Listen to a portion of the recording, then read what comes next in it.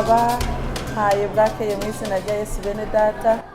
Nashaka dusangire ijambo ry'Imana riryoshe rinezera umutima wanje riri muri Zaburi y'118.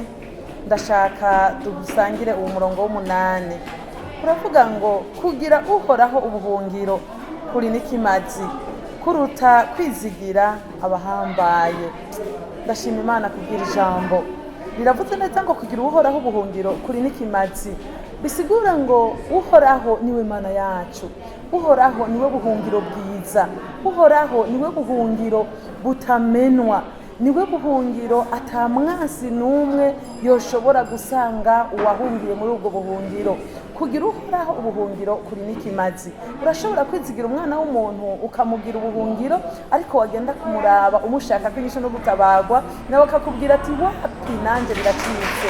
Wagenda kurondera uhambaye umurondera ko yo kubera ubuhungiro bwawe, ugasanga nawe ariko ararondera yahungira. Ariko ijambo ry'Imana rirambiye ngo kugira uhoraho ubuhungiro bwacu kuri n'ikimazi gusumbya guhungira mu bindi bintu byari byo byose.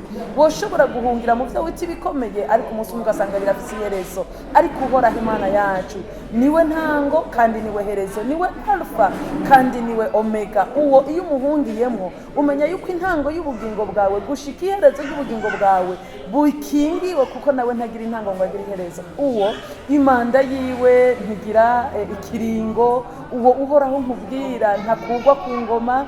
Uwo uhoraho nkubwira ntasaza ngo yitwaza akabando. Uwo uhoraho nkubwire ntakangwa na biracika.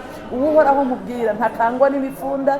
Uwo uhoraho nkubwira ntakangwa n'amabombe, ntakangwa n'amasasu. Ariko uhoraho nkubwira umugize ubuhungiro ibyago ntibizogira icyo bumugira, kandi ngo uwagize ubuhungiro uwo azohora ahangamye.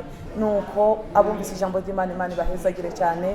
Mugira uhoraho ubuhungiro bwanyu, aho niho mutazogira icyo muba, kandi niho muzotabagwa muri byose, mu izina rya Yesu Kristo.